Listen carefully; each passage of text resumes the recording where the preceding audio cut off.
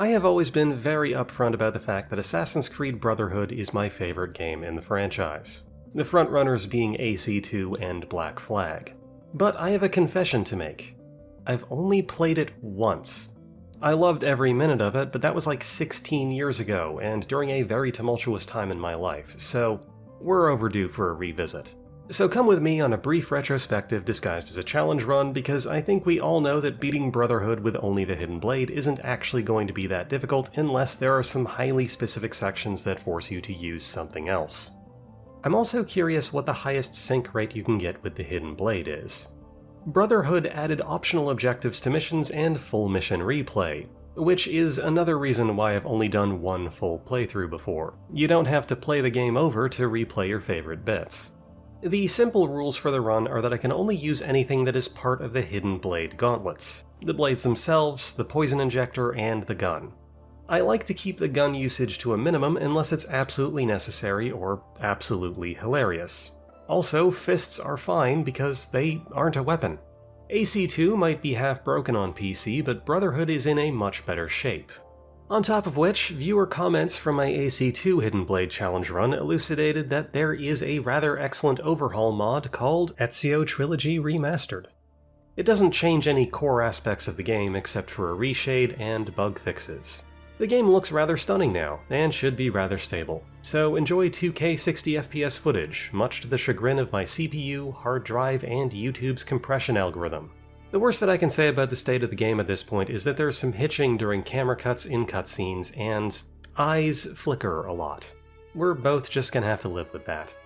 Also, the audio engineer for this game must have taken the criticism of sound effect mixing in AC2 incredibly seriously, because the dynamic range on Brotherhood is out of control. I'm not gonna pretend I'm an audio expert, I actually kinda need an adult to hold my hand and walk me through it at some point, but during cannon fire and building destruction, this game casually peaks at 14 LUFS, while a lot of dialogue lives in the -30 range. To my knowledge, you want your loudness range to be somewhere between 7 and 12 LUFS, and this is over 18 at some points. This game can be shockingly loud at random intervals. The story starts with a somewhat ham-fisted teaser of later story events. I don't personally believe that the opening chapter of this game is particularly slowly paced, so it's kind of a weird choice from a writing perspective. However, it's very short and doesn't take long to get booted back to starting directly at the endpoint of AC2. Having served its full purpose of allowing the transmission of the divine message to Desmond, the Staff of Eden is reclaimed by the ancient temple, never to be seen again. Uncle Waluigi has shown up just in time to help us escape the Vatican. We've got to get some quality time in with our uncle real quick because he's going to die very soon. That's not a spoiler. Ezio basically tells you that he's dead during the game's in media res. If you don't already know that he'll die to raise the stakes of the game, you simply were not paying attention. We get a tutorial for the game's gentle push mechanic, which we are in no way obligated to participate, and then when we break through the front door, we're thrown into combat. Just like AC2, the Hidden Blade is a perfectly viable weapon in melee, dealing chip damage with basic attacks, but always performing an instant kill when performing a counter. But Brotherhood has dialed the effectiveness of instant kill attacks to the moon because you can chain them now. It's really finicky, but with a well-timed button press and the stars align for actually having enemies in the correct positions to trigger it, you can instantly kill another enemy after you have performed an execution, and to my knowledge, there really isn't a limit of how many times you can do this in a row. In my experience, the only thing keeping you from extending your instant kill chain infinitely is the fact that the system is just not very polished. Additionally, enemy health bars flash prior to an attack coming out. This is a benefit and a drawback because you have literally 5 seconds of warning that you are about to be hit. It's really easy to hit the counter button too early and whiff it entirely.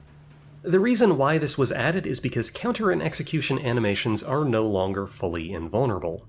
You can animation cancel executions in order to perform a counter, and this is an integral part of the chain kill system. Overall, the combat in Brotherhood feels better than AC2, but it feels a little more frenetic, to use a $5 word. Brotherhood rolls so directly off of the end of AC2 that it's kinda just pretending that you picked back up your old save file. We're wearing the maxed out Altair armor, we have all the strongest weapons, and we have a hilarious amount of disposable income. Although, not nearly enough for any save file of AC2 I've ever played. On top of which, we're heading back to a fully constructed Monteriggioni. It is canon that we did the full extent of Landlord Simulator 1482. And speaking of canon, cannons exist now. I mean, historically they've existed since long before Ezio was born, but they're really coming into their stride in this game. As are horses, for that matter. Horses were in AC2, but you couldn't really take them into cities. Now, they are everywhere, and you can whistle to summon one to your side at any time. They also no longer auto-equip the sword when you mount one, which saves me a lot of grief. Once the leash is let off a bit and we can wander around Monteriggioni, I can pop into something a bit more comfortable. Magnifico. The ability to just revert to teenage Ezio in his astounding fit is a genuine highlight of this game for me. It used to be locked behind the now-defunct Uplay store, but the Ezio Collection Remastered mod makes it playable again. The 3 introduction quests are to help a lady carry some flowers and make a date for later, help the cannoneers get the defenses functioning, and... Okay, so depending on how you view things, we might be looking at a run failure already. You can't progress the game until you fire these cannons. For these runs, I usually qualify that it must be an equipable weapon. Emplacements and set pieces don't count. Everyone gathers in the study, and Ezio catches the audience up to speed on the ending events of AC2. Machiavelli really does not enjoy the fact that Ezio let Rodrigo Borgia live, but Ezio stands by his decision.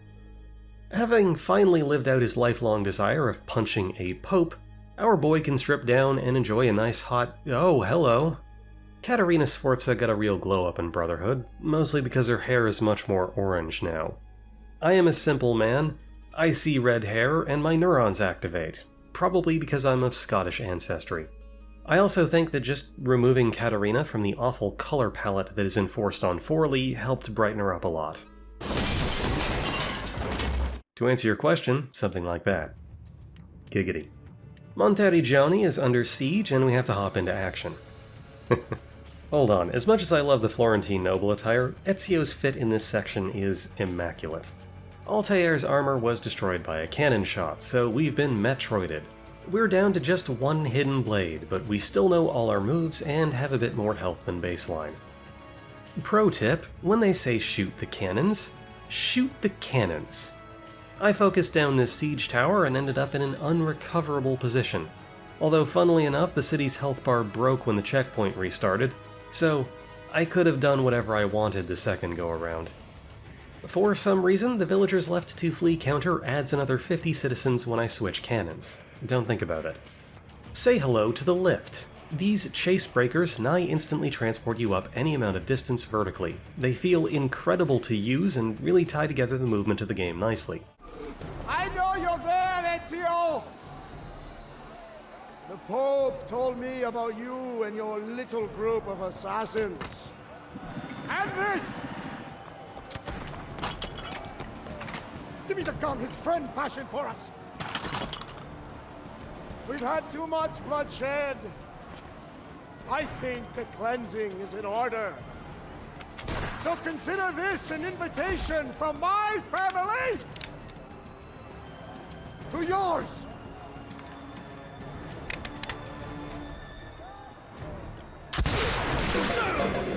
Oh no, I've been double Metroided. Okay, no, but to do the scene justice, it is great cinematography to reveal that the gunshot you just heard wasn't actually Mario being shot, but Ezio being shot. It really catches you off guard. It's just a hero's wound, though. Missed his heart by inches, and he was perfectly fine falling 2 stories into the brick street. As a result of the injury, I've lost some of my abilities, most notably vertical climb jumping. But I can still chain execute with the best of them. Most of the citizens of the villa have been evacuated safely, including our sister and mother, and Maria has gotten over her trauma and can talk now. Which canonizes an AC2 playthrough in which Ezio actually collected all 100 eagle feathers for the Auditore cloak. I can only describe that as unhinged. I was one of 12 people alive who really wanted more of the Abstergo plotline content, and Brotherhood actually starts to invest in Desmond stocks. Having literally just walked through the Monterregione villa in 1500 AD, we're let loose as Desmond in the very same villa, but modernized to 2010. This is great. I'm sure it took no small amount of work to do this, and it really ties Desmond together with the storyline in a way that feels tangible. It was also completely unexpected and wasn't in any of the marketing material that I remember. This place isn't secure. Cell phone surveillance can see right through the walls. Don't you mean satellite surveillance? Are you kidding? Abstergo upgraded to cell towers ages ago. The waves go through everything above ground. 2010 is a little early for 5G, but I guess Abstergo was ahead of its time because Rebecca says that literally anywhere that has a cell phone signal can be visually monitored by Templars. It's up to us to break into the old assassin vault beneath the villa. Desmond has a vision of Ezio making his way down to the old tunnel system, and as a result, Desmond performs a leap of faith. Follow me.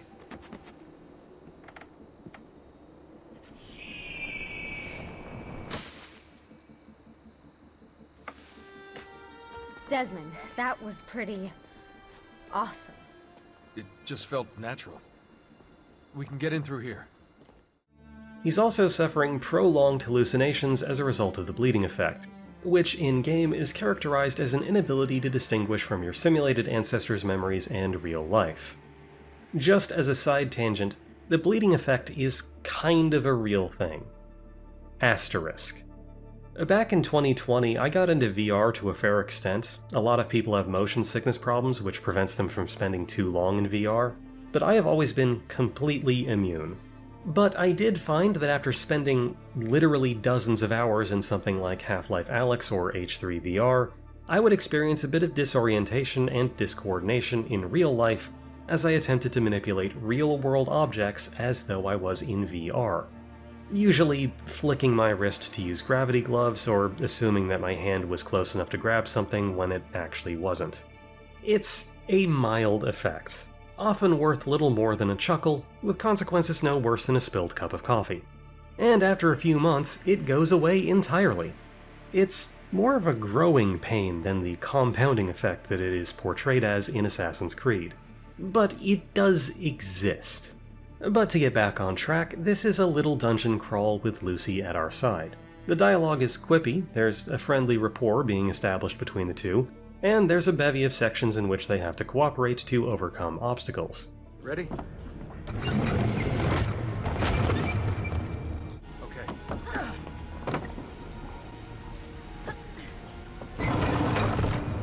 God damn, imagine doing that in skin-tight jeans. Maybe they're jeggings, that would be easier. This section is very obviously setting up trust and some sort of a relationship between Lucy and Desmond. That will be really important for the story later. However, it does go on a little too long, and the animations they made for each of these obstacles are used like 3 or 4 times when really they should have been repeated maybe once. There is a momentary technical overreach here as Desmond stands in a completely black void even though their glow sticks are functioning. This is a loading screen. All other loading screens in AC games are lampshaded as being the Animus loading gene sequences, but this one is just kinda raw. It is what it is. I rather like the implication that the last person to touch these levers was Ezio, and now 500 years later, Desmond is picking up the trail. We then are given a little riddle to solve, which will be important much, much later. This is entirely too much gear to have been carried in on that one van, which also had the Animus running inside of it. And they don't even try to hand-wave it, but don't think about it, I suppose. Before we can hop into the Animus, we're given the task of connecting 4 power boxes with a little widget thingy. This task is here just so that the player can have a trounce around the villa as Desmond, and to let them know that that's a thing that they are able to do, because, honestly, I wanted to do this anyway, and having a reason to is nice. This is the first game where you can leave the Animus at any time, and having a small, albeit barren, open world attached to that feature is nice. Also, these widgets light up more green lights the more of them you connect, even though you have a HUD element telling you how many you have already connected. Strangely detailed. Lucy and Desmond were definitely meant to have a kind of a thing going on, or at very least be very close at this point. But it's never really romantic, and that's fine, because Rebecca is right there, and better in every way. Back to Ezio's timeline, he was rescued by an unnamed man who also provided a fresh set of assassin's robes. Ezio is still so injured that he can't even run, leading to a funny little sequence where we have to walk like a normal-ass human being to find medical attention. Welcome to Rome, by the way. In the year 1500, the old city is mostly in ruins, and under the influence of the Borgia, the city is not doing well. Someone your age cannot recover from a wound like this with medicine. Here is something to dull the pain. You will heal over time. Grazie. Someone my age. Imbecile. My back. Oh wait, hold on. Notoriety isn't turned on yet. I've just had a money idea. Time to accelerate the tragedy of the commons.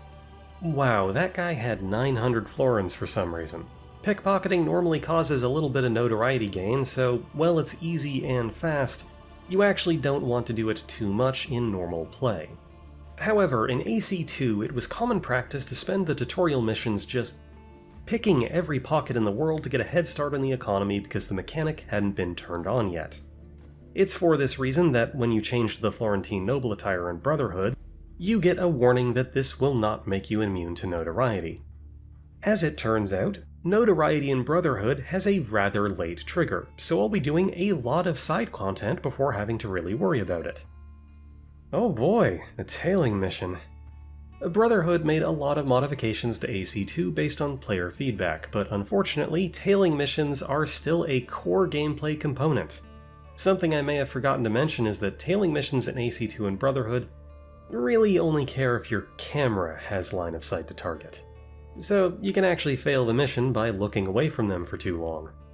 Our first real mission is as simple as it gets. There is a bad guy. Kill bad guy. Full sync objective, kill bad guy with hidden blade. Don't have to tell me twice. Looting enemies in this game now drops multiple consumable items alongside florins, and can also drop materials which may be needed for shop quests. As a result, it's pretty easy to keep stocked on essentials. This is also helpful because of the way the open world works now. We meet up with Machiavelli, and he says that he doesn't actually know who it was that rescued us and sent us to him. We take a little walk where Machiavelli's voice lines don't follow his actor as he walks, so I can hardly hear what he's actually saying, but then we're treated with the tutorial for Borgia Towers. Borgia Towers are peak Assassin's Creed. Enter a hidden area, kill a high-value target, and then climb a tall thing. And you can do it in whatever way you please. The high-value targets will attempt to flee when they spot you, so stealth is incentivized. The full sync objective for this mission is to throw the target into a scaffold. Sure, that will be an easy task. Well, it really should be, but the enemies confiscate some nearby citizens' horses and then try and take me out with strafing runs. It's not really difficult, it's just really messy. Horse combat does not work well in confined areas such as this.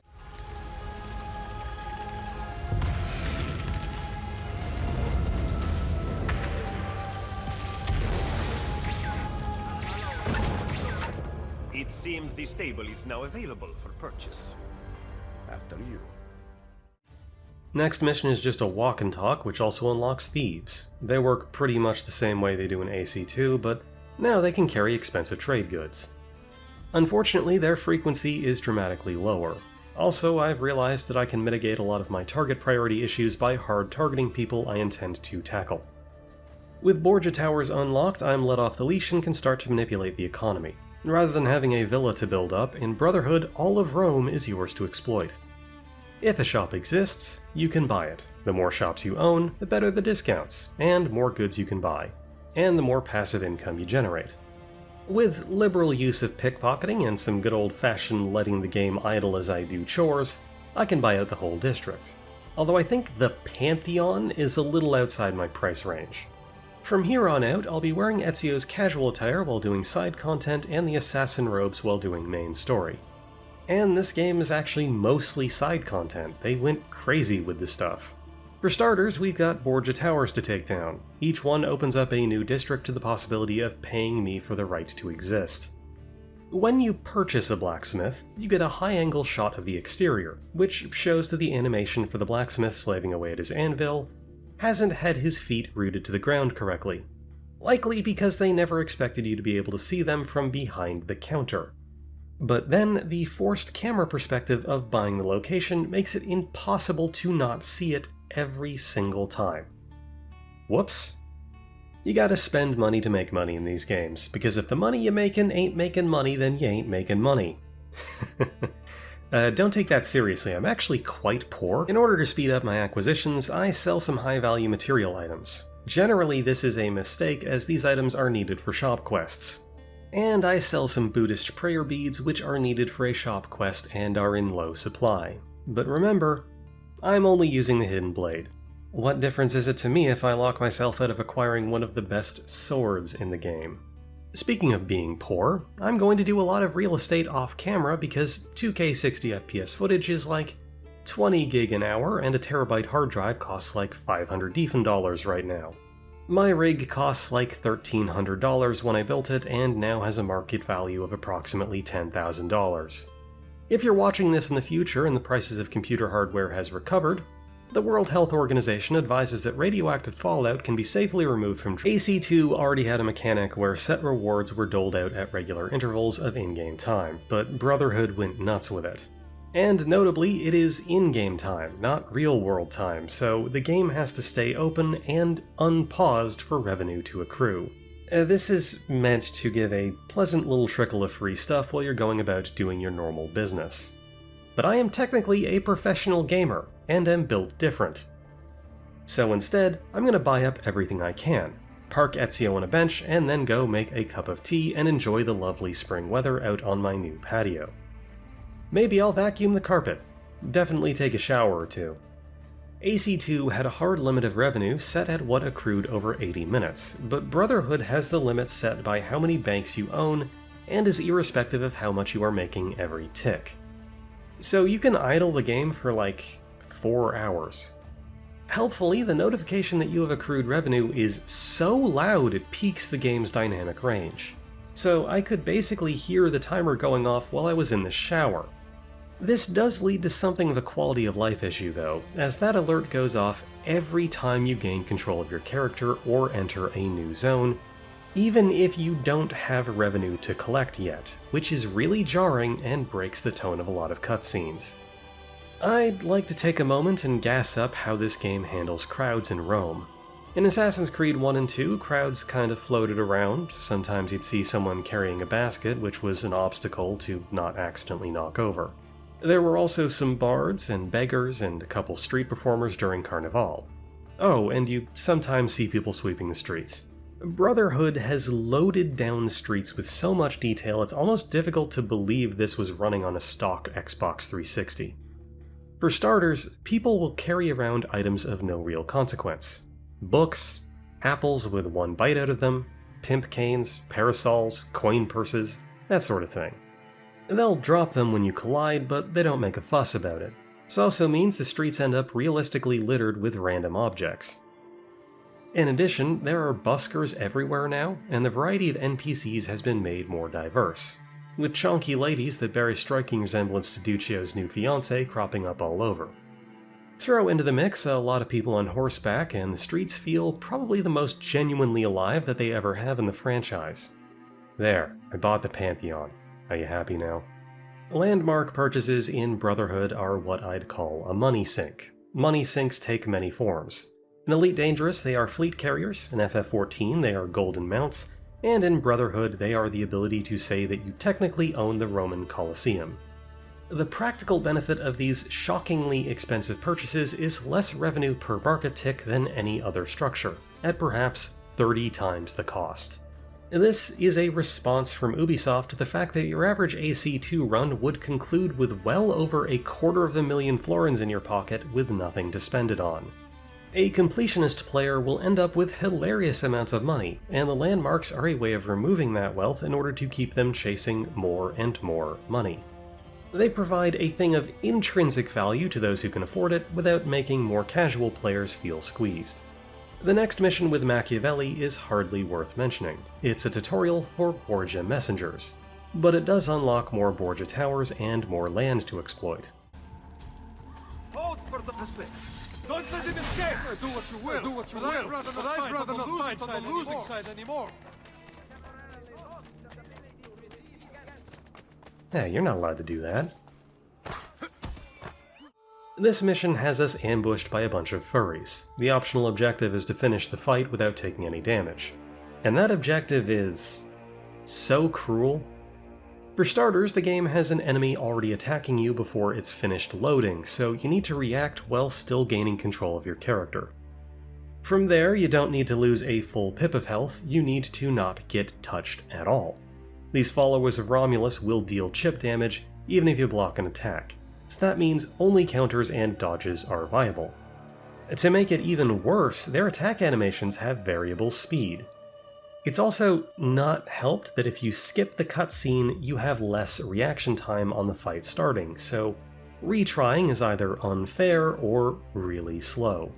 It takes me like 20 minutes to get a decent run of it. There are other no damage sinks in this game that are even worse than this. I know that a few of you are shivering thinking about a tank mission, and I won't be bothering with them. Following that up, we have a traversal dungeon in the same vein as the Assassin Tombs in AC2. If it ain't broke, don't fix it, but I do think that those tombs were some of the most boring content in AC2, and that really hasn't been fixed here. Machiavelli says that the followers of Romulus that we just fought are effectively a cutout from the Borgia to destabilize any resistance to their reign. Which is kind of reaching, but okay. Our boy Nick unlocks the fast travel system. I've been purchasing nodes on this system for a while now, and it's nice to actually be able to use them. To cap off the sequence, Machiavelli says that he hasn't really established control over any of the underground guilds in the city, which is funny because 2 of them are run by other members of the Order. What the hell, guys? I was gone for 2 months. So now we're dropped on Tiber Island. This place is our home base. It has all the amenities you could want, all packed in together. It also has the assassin hideout, which showcases all of our gear and stuff. I idle the game for a while having dinner or whatever, and then go out and take a few more Borgia. Oh, what the hell? One of the tower captains refused to spawn for me, and the internet says this is a common problem, but a full reload of the game fixes it. With my vegetables eaten, I can carry on with main progression, this time rocking a nice orange and brown set of robes. Orange is my favorite color, and it's a complete coincidence that I'm wearing matching colors with La Volpe. La Volpe believes that Machiavelli is a traitor to the Order, and his proof is that he's been seen associating with the enemy, which is kind of a thing that you do when you're working undercover and bribing officials, so what are you on about? This mission unlocks notoriety, and the sub-objective is to remain undetected while losing it. No problem, this is effectively the blending tutorial.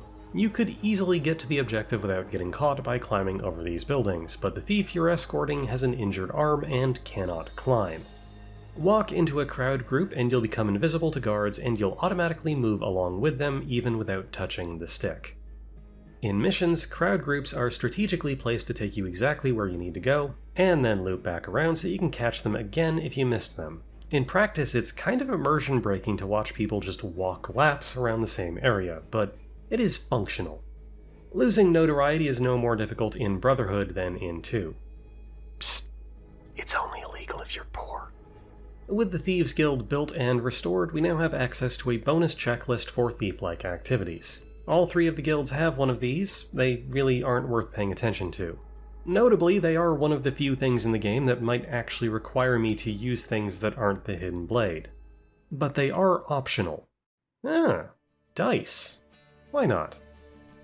Alright, appears to be a variant of craps. Jesus, the max bet is 7,500.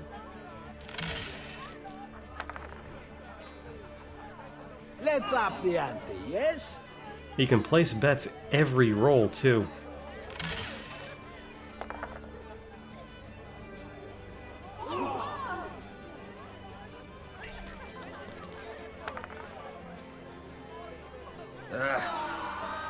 $15 grand down the hole. This is why I never gamble with real money.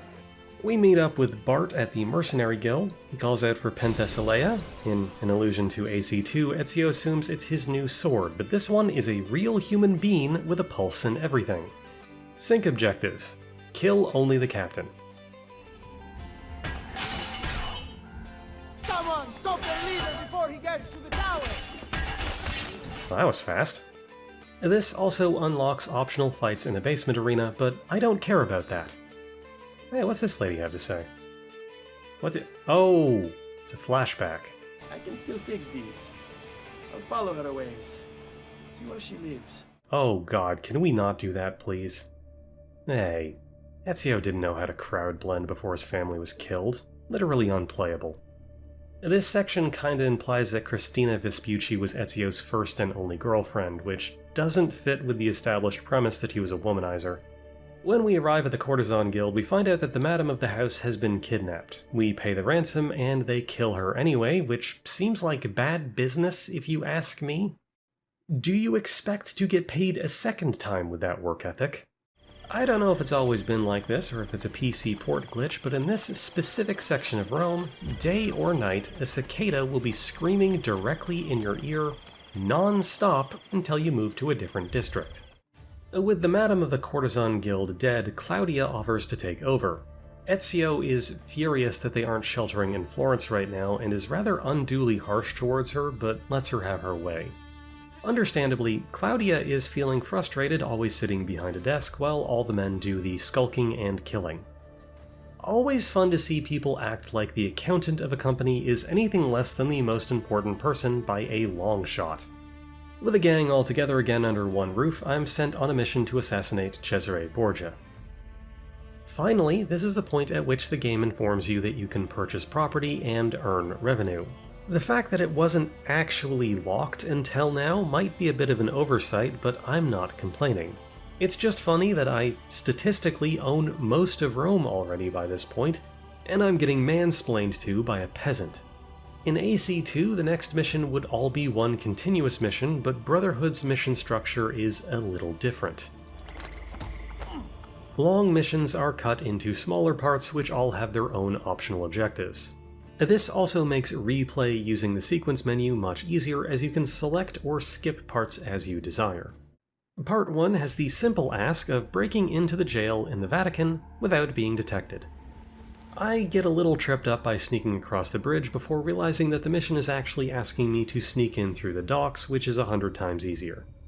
AC2 only had 2 or 3 missions that required total stealth, and actually going through the motions of perfect stealthing the infiltration mission is, I think, some of the best gameplay that the series has to offer. And it is allowed to be challenging because if you screw up, you can just kill your way through, at the cost of optional objectives. Well, Cesare departs the castle before we can even get to him, so Ezio immediately moves the goalposts to saving the attractive redhead. I mean, he's already here, so he might as well. Whoa, hello there.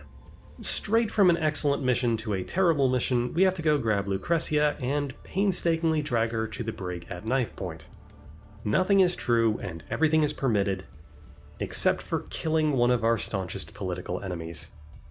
Machiavelli specifically said that they all must die, but instead, we're doing this. I guess Ubisoft is uncomfortable with the assassination targets being women. I don't know, that feels patronizing to me. Oh, god damn it. The layout of this place also ain't great. It's easy to get lost down very long hallways that don't actually go anywhere while also moving at a snail's pace. This mission really could have done with a few rounds of polish and a couple coats of yellow paint. Unfortunately, a surprisingly high amount of the game takes place in this castle, and the design only gets worse.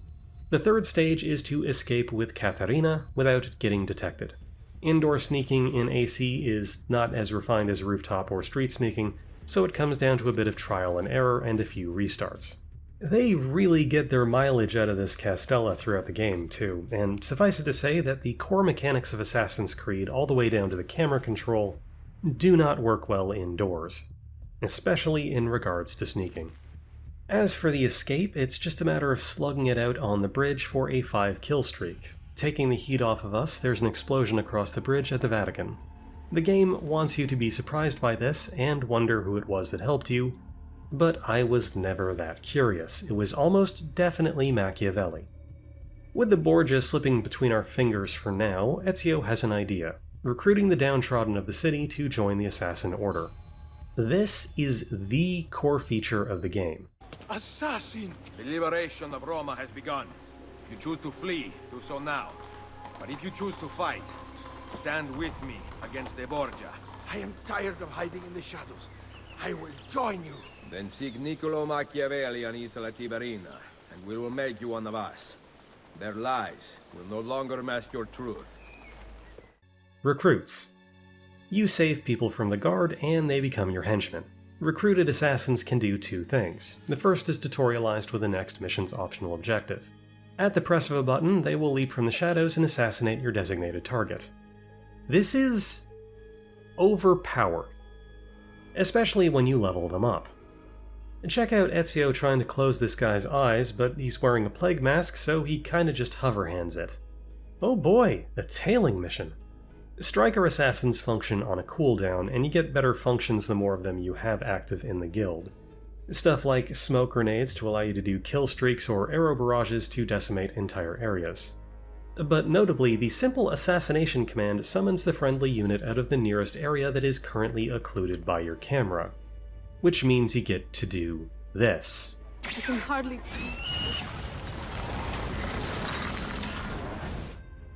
Just these raw recruits can barely handle a handful of basic guards, so do be careful. The second thing that recruit assassins can do is to go on away missions. These function very similarly to a lot of mobile games from the time. Each mission has a difficulty, an amount of XP awarded, and a time needed for completion. They technically also reward florins, but the amount is too trivial to consider. You can send up to 5 assassins per mission, and the XP is split evenly among all participants. A failed mission kills all participants. There is some nuance to who you send and for what, but ultimately it's just about optimizing the best XP gains per character for the least amount of time. When you send assassins on away missions, they become unavailable for use as a personal summon. But away missions are the best way to make them stronger, and I think also reduce their cooldown. So really, an additional consideration for the mechanic is whether or not you really want to send out your best agents to clear high reward missions when you could instead be utilizing them better as your personal strike force. Which is definitely the intention of the system, but I am built different, and instead just did all the away missions necessary to get a full Brotherhood of maxed out assassins in a single afternoon while putzing around and doing chores around the house. For however much it matters, the balance of these away missions is artisanal. I was constantly able to get high reward missions up to the high 80s and low 90s of completion chance for the near optimal XP returns, while always flirting with the possibility of a failure. But because I'm a savant at this sort of thing, I didn't get XCOM'd even once. When recruits level up, you can assign points to their armor or weapons once per level, and this is visually displayed as well as improving their stats, but it doesn't help their performance in away missions, and for my purposes, it's actually pointless, because when a recruit hits rank 10, they become an assassin, which instantly gives them level 5 weapons and armor. We work in the dark to serve the light. We are electricians. Nothing is true. Renovations are permitted. If you are wondering why the game is called Brotherhood, it's because this mechanic exists. The game was built around it. Really, Brotherhood is like the beach episode of Assassin's Creed. Nothing particularly important happens, the game is loaded with side content to complete just for the hell of it, and you get to do all of the cool stuff you probably wished you could do back when you were playing AC2. It's a fan service extravaganza. The perfect follow-up to an almost perfect game isn't to try and make a better game, but to let you play the last one a little longer while adding a few things people wanted. To take my own little beach episode, you can also hop out of the Animus for some bonus cutscenes. These are all super easy to miss, and I had to go back for a second speedrun playthrough to capture all of them. Hey, what's the matter you, Altair? That's racist. You're racist. Really? This is what you guys are doing? A few of these are lampshades thrown over popular observations from AC1 and 2. For instance, we've had an unbroken stream of consciousness with Desmond since the start of the first game, and the man has not had anything to eat or drink, and he's gone to sleep for multiple days in that time. The game pokes fun at this without actually answering how he's still alive. The following cutscenes are pretty hard to trigger. You have to have been on top of hopping out of the Animus at every occasion, and talking to everyone every time.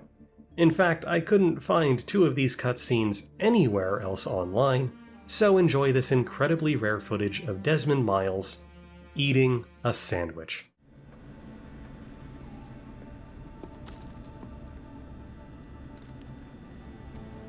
Carnivore! Hypocrite. Did you know plants give off chemicals which attract predatory insects when they're attacked? Sounds pretty animal-like to me. You know too much for your own good. That's what my priest used to say. Becky, one vegetarian to another. Shut the hell up. You don't win friends with salad or insults. You also have chicken and pea meal bacon on the grocery list in your emails. You bought coworkers food only to shame them for actually eating it. What are you doing? Additionally, after this little sandwich scene, there's another very elusive scene where if you go outside, you'll find Lucy looking wistfully at the moon and Desmond tries to cheer her up. Sometimes I feel so disconnected from everything out there. Nearly a decade of my life gone, searching for those pieces of Eden. Think how great you'll feel when we finally stop the Templars. I'm not sure it will ever end, Desmond. I can't do this forever. I don't buy it. The Lucy I know brought me here and taught me how to see. She would never give up. I guess I trained you pretty well, huh? You did all right. To its credit, a lot of these scenes throw a crazy amount of shade on Lucy for somehow still being able to get information from Abstergo, and the reasons given are far from satisfactory. Also, throughout the whole game, her old access pen from the Abstergo labs is just sitting, blinking at you on her desk, and she's even seen using it to write on a tablet in some of these secret scenes. I would also like to take a somber moment to address the elephant in the room. Assassin's Creed Brotherhood launched with a surprisingly novel PvP multiplayer mode. Although the multiplayer wasn't particularly complex, it was very unique and quite popular. Unfortunately, I don't have any footage of it because it was shut down in 2022. Admittedly, 12 years of support for an online game is admirable, but it was also sunset with no official private server support. And as such, for love or money, you can no longer play Brotherhood multiplayer. Mostly.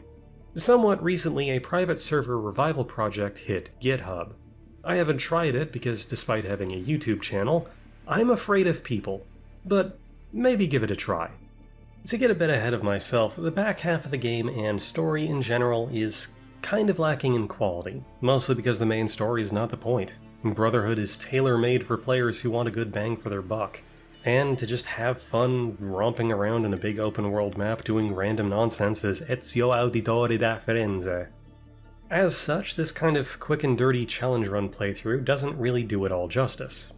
And even if I was to do absolutely everything, it would still mostly just be me doing nothing of actual importance and having nothing to talk about.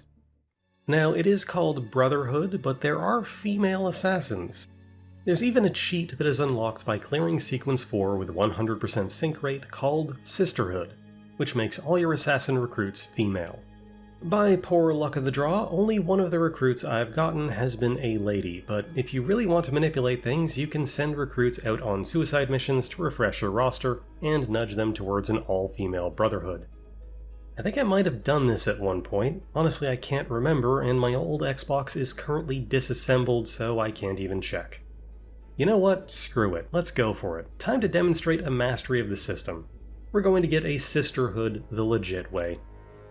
The most efficient way to clear your ranks is to look for difficulty 5 missions with 8-minute completion times. Rank 10 assassins have a 45% success chance, so they usually don't come back alive. Once complete, you'll be able to recruit new members off the street. If the recruits are male, then just send them straight from the recruitment line to a diff 5 8-minute mission. They have a 1% chance to succeed, so they'll die every time. Unless, of course, your name happens to be Pantheoptasia, and you have a dick the size of a goddamn bike pump. He rockets straight from level 1 to level 9. Congrats, buddy, you get to live. Shoutouts to Elver101 and his shockingly only 2-year-old post on the Assassin's Creed subreddit for cataloging the recruit spawns by location, time of day, and gender. I guess I'm not the only one who does this. Is this psycho behavior? Should I be receiving professional attention? I make video game content on YouTube. This has always been a foregone conclusion. Now, you might be tempted to fish for a sisterhood of exclusively blondes or redheads or something, but near as anyone can tell, there's just about enough unique male and female assassin models to fill one full roster, and you can't get duplicates. Just for fun, I save up a mission to seduce a Templar senator's wife in Constantinople and complete it with only female assassins.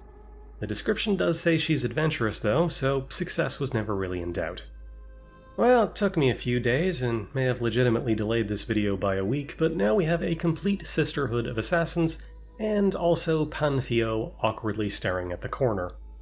We also own all the landmarks, have opened every treasure chest, and have a ridiculous amount of liquid assets. The game also broke really bad at some point when I was screwing around, I think because I somehow ragdolled myself while jumping between buildings. You may be asking yourself whether it's actually worth it to get maxed out assassins in a normal playthrough. Well,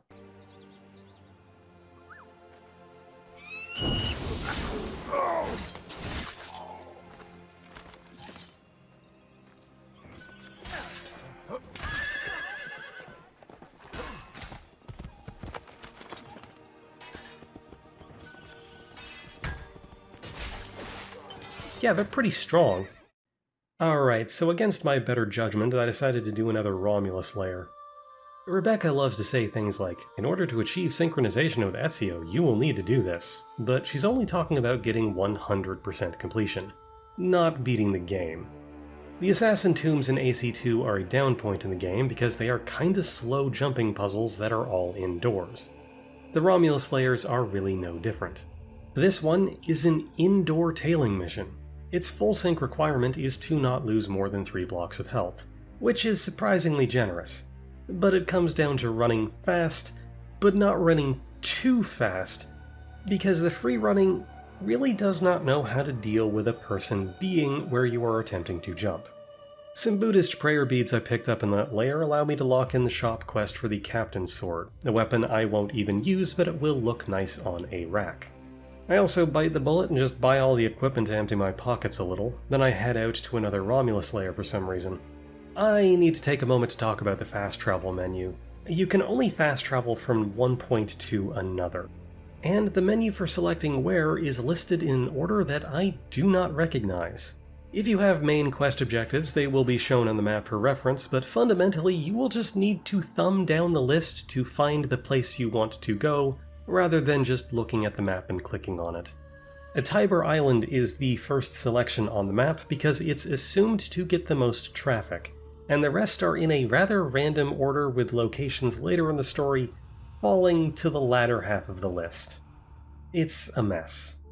Wolves Among the Dead is an interesting yet still kind of awful dungeon crawl. The full sync objective is an 8-minute clear. Which would be cool, but these speedrun objectives are always tuned in such a way so as to be impossible on the first run and trivial on the second run, especially because this particular lair has mazes. Now, I say mazes, but you don't exactly have to be a Jedi to just stumble your way into the correct solution by pure intuition. Your brain might not pick up on it, but your heart does, and that's because the correct path is illuminated by torchlight. Let free your inner Mothman, and you will be delivered upon the fastest escape. Of course, then the lair also stumbles by adding enemies on multiple levels of a rotunda you have to climb up. Enemies are loosely uncaring of things happening above or below them, so you fight enemies, climb a little, fight more enemies, climb a little, fight more enemies. You get the deal. And if you try and skip the fighting to speed up the clear, because you're under time pressure, you'll get inconsistent results and probably just fall down a lot. And this is basically the point where I give up on the full sync, and also doing all the Romulus lairs. But just for fun, and because it was nearby, I take on a Thief Challenge, which is a bare-knuckle brawl. Very thief-like activity. The Cento Ochi are very good at dodging and love to throw sand, but Ezio has learned the almighty technique of dick kicking. There isn't a man alive who can avoid the judgment of his nut cruncher. This is a cardboard box. It is very clearly a cardboard box. Cardboard boxes were invented in 1890. It wasn't until I hit credits on this game that I remembered that there was a crossover event with Metal Gear Solid where you can play as Raiden. Perhaps I forgot. Perhaps I never knew in the first place. You need to do the entire Animus training program to learn it, and I never did. Anyway, Leonardo is back, and this time he's working for the Borgia against his will. He wants us to destroy all of his war machines, which he built but now fears. Once again, Rebecca says that we will need to do all of these, but we really don't. Clear all of them and you gain access to the parachute. A consumable item years ahead of its time that marries the climbing part of the game with an elegant and non-context sensitive way to descend. That is a crazy amount of work for a consumable item, so we'll be doing one of them and then call it a day. The reason why I call it years ahead of its time isn't because it's anachronistic, it's because this game came out like 6 years before Breath of the Wild and the mechanic is basically the same. Assassin's Creed focused really hard on climbing things, but its solution to getting back down again was leaps of faith. These are great specifically for descending from viewpoints, but in normal gameplay actually losing altitude without taking fall damage is incredibly finicky and sticky. The parachute solves this problem in Breath of the Wild and Brotherhood, but for some reason, Brotherhood made it super late game, locked behind optional content, and cost money to use. First taste is always free, however, so just for saying hi, Leo gives us the choice of Hidden Blade Poison Darts, the Climbing Gloves, and the Double Hidden Blade. I can use all of these, but the Double Blade is beyond the correct choice. Bailey, I will return shortly.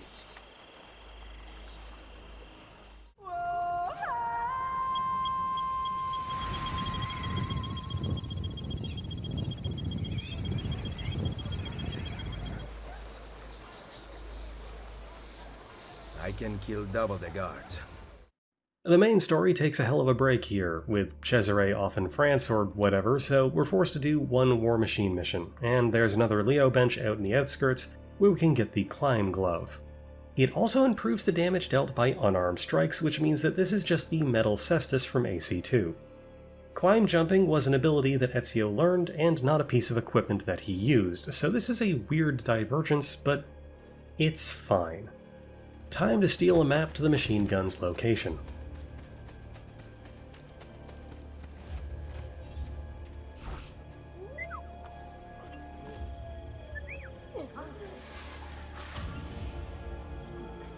Yeah, so Tier 3 assassin signals can just kill literally every enemy that currently exists. The game fights this by spawning enemies in waves, but there's a few places where it's just really funny. Outgunned is actually a pretty good mission because it's a stealth mission that has been carefully designed to actually require thinking things through and finding the right path. The full sync objective is to non-lethal it until you get to the blueprints, which forces you to be subtle rather than stabbing a bloody swath through the town. However, worth noting that unarmed attacks are considered lethal in this game. Whoops. The answer is to crawl along the outside ridge.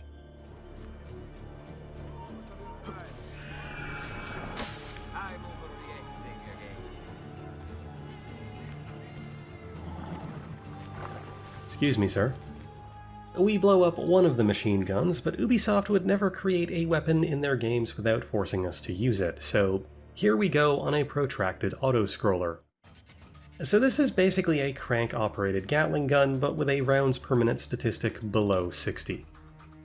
Remember, only equipable weapons count, but if you're keeping track, this is a story-critical mission, and you do have to use the gun to survive. They did kinda draw themselves into a corner, though. The gun is not that accurate, and we're firing it at a very high speed on a bumpy road, which means that the horses are the only viable target. It's fine, though. Every single horse I shoot gets back up afterwards, totally fine, while the riders are dead. This game operates on cartoon logic. For our effort, we can now get the Hidden Blade Poison Darts. I can technically use them, but I never do. Actually, I end up never using the gun. I just plumb forgot about it.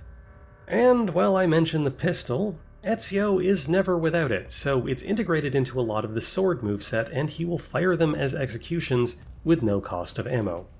It's a nice bit of dramatic flair that this weird challenge perspective is missing out on. Back at home base, we come up with a plan to try and trim down on Cesare's supporters. We can start with a man simply known as the Banker. How original. What will they come up with next, New York financier? We can also try and deal with the French connection. Cesare has called in a large number of French military to hold the area. Escape from debt involves purchasing the loyalty of a senator who is deep in the red with the Borgia's banker. The full sync objective is to not be detected well. Oh boy, an escort mission. Completing this sub-objective would be virtually impossible without assassin signals. Striker assassins can enter open combat with enemies, and it won't count as you being detected. There's a few close calls, but really it's just a test of my patience. We're thrown into a tailing mission. The objective is to not touch the ground while following the money. Fairly trivial, but it's always fun to play the floor as lava.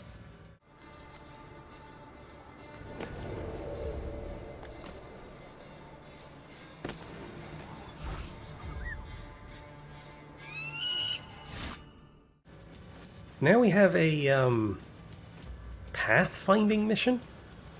We have to go to a specific location, but we don't know where it is, and have to rely on context clues from our guards to find the right way. This boils down to follow your left, and if that don't work, follow your right, and if that don't work, go forward. A process of elimination. Sub-objective? Do it in 3 minutes. Like I said, the timed missions only require you to already know where you are going to begin with. I missed the mark by a matter of seconds. After that, we're... tailing mission. This is a street-level tailing mission where detection is game over. You're supposed to use courtesans, but I have assassins, remember? I think it's Saturnalia or something, so people aren't wearing an abundance of clothing. And now we're treated with a throwback to the roots of the franchise. Juan Borgia is in this party, and we need to get to him undetected, and without alerting the patrons. We can do this however we choose, but the sub-objective is to kill him with a bench assassination. And boy do the guards in this place have a hair trigger.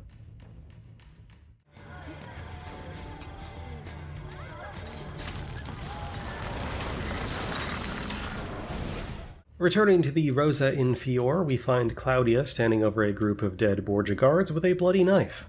She's been training as an assassin. Why is this treated as a surprise? She lived with Mario for like 25 years. Oh, by the way, she's 42 and hasn't aged a day since she was 15. By the way, she was 15 at the start of AC2. Just in case you needed another reason to hate Duccio. More quality time with Bart, who's holding off a full frontal assault from French forces. Close 3 gates and eliminate all intruders while taking no damage. Pretty tall order, especially because this mission puts more human beings on screen than I think you will ever see in the franchise. The solution? Run to the east gate, fight off the first group, run to the west gate, get lucky, and just so happen to be there between group spawns. Run back, slip through the fighting and somehow manage to not get attacked, then unleash a full Aerostorm barrage. Now, I didn't take any damage in this run, and I don't get credit because I failed the objective and then restarted from checkpoint. I think. I'm not actually sure. Oh yeah, and then I get attacked by the Cento Ochi, the 100 Eyes. Basically, they're the rival to the Thieves Guild. Their only real purpose is to occasionally feed you expensive shop quest items. In order to break the French defenses, we're going to capture a large amount of their uniforms and hold a Trojan horse attack where we pretend to hand over Bart. Potentially the oldest trick in the book. But to prevent just anyone from pulling this off, they have an impenetrable security question, which you'll see shortly. French Kiss is a mission to kill 20 French soldiers with a sub-objective of don't be detected. I have assassin signals. The outcome was never really in doubt. Oh look, a Borgia captain. And now he's dead. It really is that simple. Freeing another tower means another member of the Sisterhood. With uniform secure, we have an escort quest. This mission is weird. The sub-objective is to not lose health, and the main objective is to not be detected while clearing the path. and there are bizarrely strict time limits. It's not difficult, but you will fail it a few times without really knowing why. Que venez-vous faire ici? Mes soldats conduisent le capitaine italien à son excellence, le baron. Il vous surround. What part of France are you from? Montreal! Open the gates! You speak French? There were a couple of French girls in Firenze.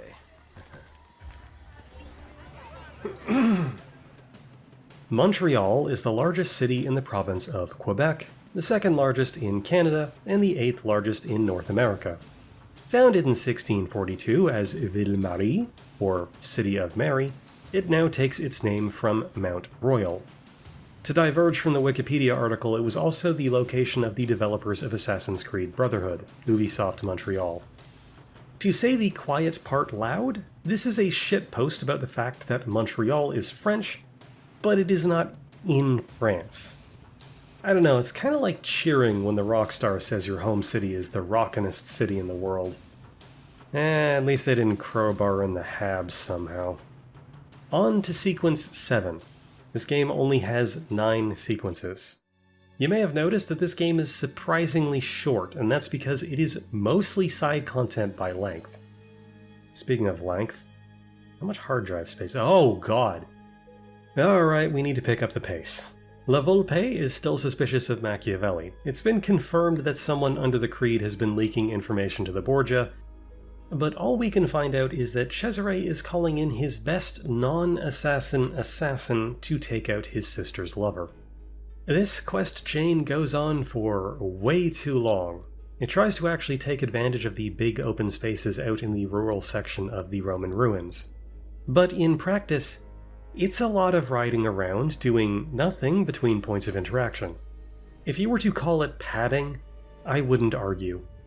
Cesare arrives in town with his best non-assassin assassin in tow, and what we get is a tailing mission. This mission is about 10 minutes long, and all it actually is this guy riding around to random guards and handing them Roman guard outfits to wear at a play. The sub-objective is to use assassin recruits to kill the guards to take the uniforms. Now, I'm not actually sure how you could do anything but use assassin signals to kill the guards, because you have to stick so close to the tailing objective that it's a practical necessity. Regardless, at some point a guard is killed by something that the game does not consider to be an assassin recruit, and I lose the sub-objective. The game does not have a restart checkpoint feature, and even if it did, the game immediately checkpointed when it detected the guard's death. So I'd have to roll back 8 entire minutes of tailing mission to retry the sub-objective. Also, horse pathing is far from perfect and can sometimes get confused and begin pathing away from their destination for a few dozen meters before turning back around. This is really funky during a mounted tailing mission. I'm sure no one on the design team was happy about this. Exit Stage Right has us infiltrating the Colosseum with the sub-objective of only killing the gunman, but it only cares that I only kill the gunman. My recruits can do whatever the hell they want. We're also treated to this incredibly awkwardly animated depiction of an actor attempting to drink wine from a sponge with his hands tied. The correct solution to trying to depict something this physically complex with these limited graphics is to not, but as it happens, it's vital to the plot that we see this happen, so there really isn't much you can do. I don't know, it's no Yakuza 7 bread scene. Once all the gunmen are eliminated, we can drop down to the pit and slap on our lorica. That's the word for a Roman cuirass. Yes, I am exactly the kind of dipshit to know the meaning behind the sentence, the Marian reforms were largely already over with by the time of the Marsic War. Oh yeah, this mission is also entirely unprepared for the player to be running a Sisterhood. There are no mechanics in the game that actually attempt to prevent the player from having an all-female recruit lineup, but this one assumes you have at least 4 male recruits to wear lorica and follow you in parade. The reason why we needed to see that guy drink from the sponge is because it was poisoned, We opt to not kill the non-assassin assassin for no particular reason, and it never comes up again. Intervention has this hilariously out-of-left-field sub-objective of do not swim. Whenever you see something like this, you just know that an outside haymaker is going to rock your shit without warning. We have to get Pietro to a doctor, with the time limit being how long it takes his body to metabolize one mouthful of wine. That's trivial, but then we turn on our heel and... this is the big plot twist of the whole game, and it comes from nowhere with basically no setup, and we never even learn this guy's name. This random dude with 8-bit textures was the trader that sold out your villa, and has been feeding information to the Borgia this whole time. Brushing aside the breakneck pacing of Ezio just having a flash of inspiration and figuring it out with no evidence or lead-up, this is very realistic. If there was going to be a guy in my organization that would be effective as a spy, he would keep his head down and avoid detection. But La Volpe said that if we didn't find proof to exonerate Machiavelli, he would kill him himself. So we need to get back to Tiber Island before that happens. Tiber Island. And we can't swim. It's not that tight though, we just have to take the bridge and not get caught up in traffic. And when we get there, we get to enjoy the goofiest cartoon animation of La Volpe preparing to kill Machiavelli with an unsheathed knife. I don't even think that's a hidden blade. What are you doing, my dude? We have the technology. With Cesare's support cut, a key to the Borgia Castella secured, and the traitor in our midst dealt with, it's time to bring everybody together for a final group huddle. Including Claudia, who was finally inducted as a fully fledged assassin. Good job, sis. Now please, for the love of God, go back to cooking the books. The finances are the most important part of this entire organization. You don't win a war with murder. You win it with mortgage. As thanks for all we've done, Machiavelli names us the head of the Assassin's Order. I don't actually know why he has the authority to do this, and everyone has just been taking our orders directly for years now, but hey, I'll take it. Then Machiavelli reveals that he was actually the man who saved us from the roadside at the beginning and brought us to Rome to meet him. He was also the man who caused the explosion in the Castella to help us escape. So, he just lied about not having known about it for no reason.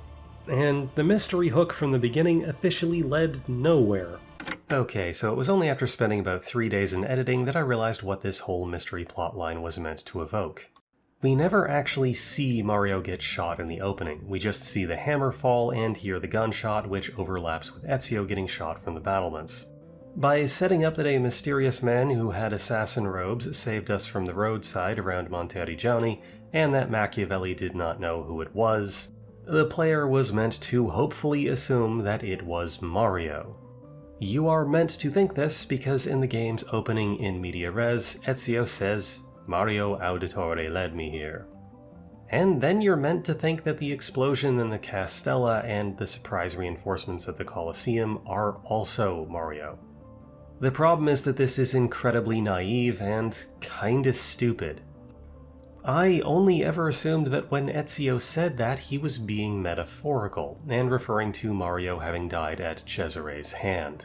Machiavelli lies about not having saved Ezio for no particularly good reason aside from perhaps attempting to spare his ego, and Nick was also there at the beginning of the mission to infiltrate the Castella, and therefore was known to be keeping a close personal eye on how it played out.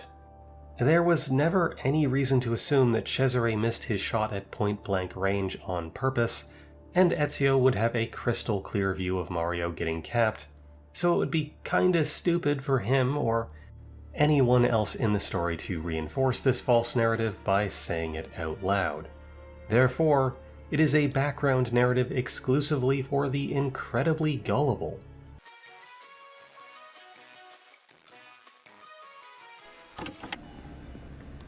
How long do we have before the Templar satellite launch? The what?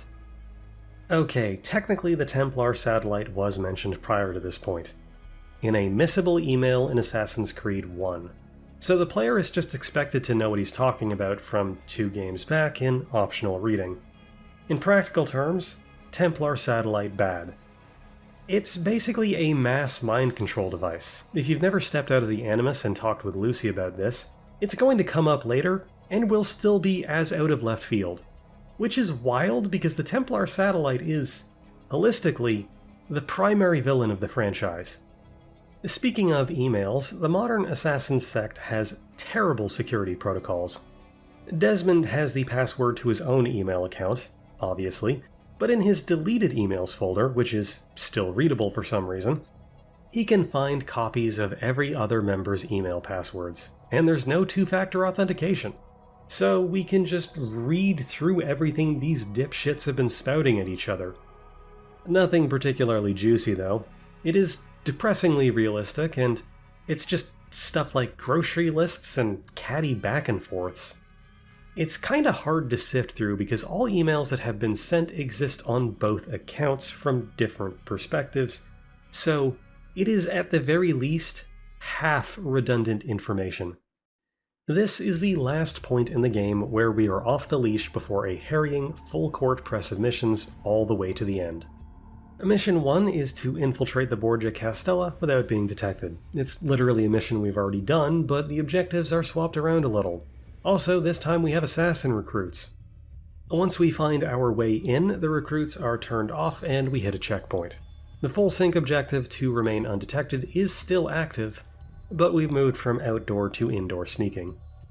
Granted, this might be a bit better if I was allowing myself to use the full complement of tools, but indoor sneaking is just awful, and I end up getting caught just 10 meters from the end.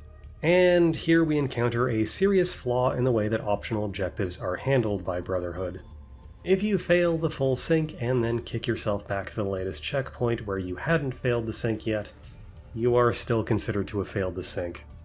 So in this circumstance, you have to sneak the outside and inside portions back to back to get the full sync. This is a hilariously awful waste of time. Video games rarely get the first attempt at a new mechanic down just right. It takes iteration. That's why AC2 is so excellent despite not really reinventing the wheel compared to AC1. And it's also why Black Flag is so much better than AC2 despite basically being a reappropriation of its groundwork and ship gameplay. The optional objectives add a lot to the game, but unfortunately the level design of the inside of the Papal Castella highlights all of the problems with the core stealth design, and the lack of being able to start at a checkpoint makes this a pretty bad experience. That's fine though, because by this point I think I've satisfied my curiosity. There really aren't any weapon-restricted optional objectives that prevent a hidden blade only run-through from acquiring full sync. The only point where I've seen weapon-restricted sync percentages locked off is in the hilariously easy-to-ignore guild checklists. But to get back to the story, Rodrigo and Cesare have a falling out. Rodrigo has poisoned the apples with cantarella. I used to think that was chanterelles, but that's actually an edible mushroom, not a poisonous one. According to Wikipedia, cantarella is a poison that was known to be used by the Borgias, although scholars cannot determine what it was actually composed of. Halfway through the argument, Lucrezia bursts in and informs Cesare that he's been poisoned. Cesare takes this incredibly well, and in one of the most bizarrely dramatic scenes I can remember, force feeds Rodrigo the poison apple, killing him instantly. Cesare then fills his diaper and runs out. Lucrezia gives us the location of the apple, St. Peter's Basilica. Damn it. We get the apple first, and Cesare starts to succumb to the poison. So now we have the Apple of Eden in our hand. I'm not obliged to say that it's equipped because that would imply that I can unequip it. I can't. The objective is to just escape and become anonymous, with the optional objective of not losing any health. You can definitely get through this mission without using the apple. That's what the optional objective implies, but that is legitimately no fun.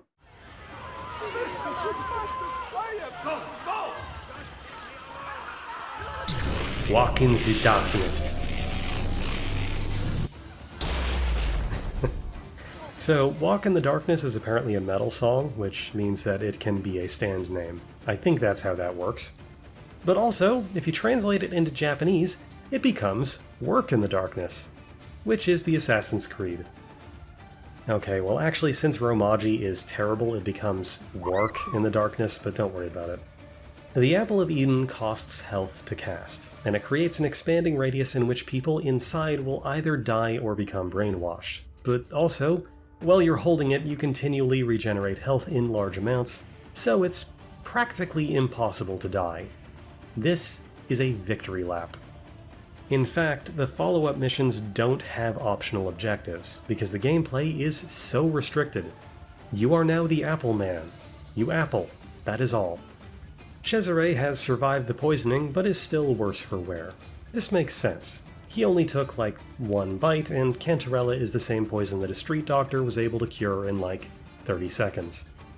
More importantly, the next objective is to kill 5 of his guardsmen. You can only use the apple and don't have access to your assassin recruits, so you are forced to use the apple to kill them to progress. Depending on how much of a stickler you are, you might consider this a failure of the Hidden Blade only challenge.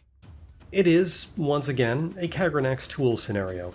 It's not so much a weapon as a key item. This is basically a cutscene. The next mission actually glitches on me. I had the audacity to check my away mission rewards, and because of that the apple was unequipped, but none of my other weapons were enabled, so I had to restart. Back on track, and it's a mercifully short-tailing mission followed by a bloodbath. Assassin recruits are back on the menu for this one, so it gets a bit more interesting. There's no polite way to put this, but the apple kinda sucks. It's slow, makes you vulnerable, is inconsistent, costs you health, and feels pretty passive. Also, when the objective is to kill people, it's not great at that because it usually just causes mind control. Continuing on with the Assassin's Creed signature full court press to the end, we are thrown right into the confrontation with Cesare at the main gates of Rome. Cesare gloats that the army is coming to save him, but it's actually come to bring him to justice. As he's being hauled off, he screams that no chains can hold him and no man can kill him. Ezio ponders on the confidence with which he said this, given the fact that Cesare was in possession of the apple for a year or two, and therefore may have gleaned some prophecies of the future from it. He initially balks at using the apple to glean the future himself, before very quickly relenting and learning that Cesare needs to be stopped. I feel like both AC2 and Brotherhood kinda just ran out of money for its main quest and decided to cut out most of the back half. AC2 quite literally had 2 chapters excised and then stitched back in later, but Brotherhood doesn't even try to explain it as corrupted sequences. It's wild to me that of all 360-era Assassin's Creed games, I think the only one that didn't cut main story content was AC3. It seems like AC3 chose to cut bug fixing and gameplay polish rather than story content. Which worked out just great, didn't it? We then just appear on the battlefield. I guess it's time to kill Cesare. If you want more context than that, I got nothing. Apparently we're in Vienna, Spain, 5 years later. The time skip is pretty much only here to allow Cesare's death in-game to line up with his reported death in real life, which is unnecessary and kind of jarring. A horse runs right up to us, and I ignore it to run the whole way and then fall in a ditch because you're meant to take the horse. Taking the horse next time, we get over the ditch just in time for the horse to get nailed by artillery, so what was the point of that? We then charge through Castelviana as it's under siege, and finally happen upon Cesare on the battlements. By this point it's been repeated multiple times that Cesare Borgia is the greatest swordsman who has ever lived. In reality, this just means that he can survive my hidden blade counters and has a pistol. And also, he will not stop spawning soldiers to interrupt the fight. But we have one more trick up our sleeve, the guard break. It's tutorialized early in the game, but I rarely had need of it, because the hidden blade counter invalidates all arguments. But the A button just kicks dudes in the dick, and they can't stop you from doing it. If you kick them in the dick 3 times, they fall to the ground because, well, yeah. So the big climactic showdown is resolved by mashing the papal jewels into a fine paste with the foot of my boot. Lying defeated, Cesare still insists that no man can kill him, so Ezio agrees and throws him off the battlements so that gravity can kill him instead. Which is kinda pedantic, because if you're using gravity as a weapon, you might as well just say that it's not you that kills people, it's your hidden blade. We then have a really confusing loading screen, after which Ezio is seen to be depositing the apple in an ancient techno temple in the Colosseum. Flash forward to present day, and we can finally decipher the cryptic sequence we saw like 25 hours ago, as being 72. We then get dropped off at the Colosseum as Desmond and have to path our way through a modernized version of it to find the legends of the Hidden Temple. This is boring. Oh yeah, there's also a goddess talking to us, but she's kinda just rambling. We then magically emerge in the Basilica of Santa Maria, name I can't pronounce, which is another case of asset reuse. This is also a layer of Romulus in the main game. Juno is talking our ear off, speaking of a calamity that destroyed the ancient civilization. Or something. Do you think it speaks English? Just say it. Okay. 72. Why would it possibly speak English?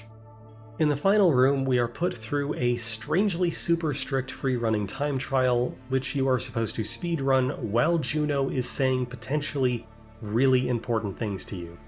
But when it's all over... Yep, even in the modern timeline, we still use the Hidden Blade. Just in case you were wondering why the game went to such lengths to endear us to Lucy at the start of the game. Lucy always had some death flags. For one, she was the only non-player heroic character to be there from the start, and as a turncoat from the Templar Order, she was always going to be the object of suspicion. She may have been working with the assassins, but her personality never deviated from that of a Templar. She is prim and proper and has to have everything neatly in order. By contrast, Sean and Rebecca are messy, passionate, and fiercely professional individuals who clearly believe that if you aren't allowed to let loose and be yourself, even in a situation where the stakes are this high, then life isn't worth living. Ultimately, the present-day timeline of Assassin's Creed never had enough time devoted to it to allow for a proper characterization and dramatic build-up. Any big reveal like a character death in this storyline was always going to fall flat, even when they choose one of the three characters that have been there from minute one of the very first installment. The credits of this game are legitimately 15 minutes long, and about 2 minutes in we're given the context that in order to save Desmond from neural shock, they'll have to put him back in the Animus, which is the justification for letting you continue playing the frankly ridiculous amount of additional side content this game has to offer. When I finally escape the unskippable credits sequence, I check my sync and notice that I have a meager 50% sync rate. The main story is crazy short, likely as a cost-cutting and time-saving measure, with an overwhelming emphasis on cheap and easily produced open-world side content, and replayability aspects such as optional objectives. If you are a more casual player and just wanted to be wined and dined by the main content, or you just cared about seeing through the Assassin's Creed story from start to finish, Brotherhood is likely a low point for you. The story is meandering, doesn't really do anything, but kill a few characters who were nearing the end of their natural lifespan anyway. And the last three sequences happen at such a breakneck pace with such poor context that it can charitably be described as falling apart. But if you were to go the full distance and wanted to get the most gameplay hours and spend the most time playing Assassin's Creed 2 as you could, Brotherhood was exactly what you were looking for. I had a hell of a time running around and fixing up Rome, taking out Borgia Towers, opening up treasure chests, managing my recruits, and I didn't even have time to do half of the Romulus lairs and Leonardo weapon missions. It's not often that I say this outside of retail staff meeting pep talks and actually mean it, but this is a situation where you get out of it only what you put in. If you are invested in Brotherhood, it has so much to give. But if you're only there to roll credits, boy, you are not in for a good time.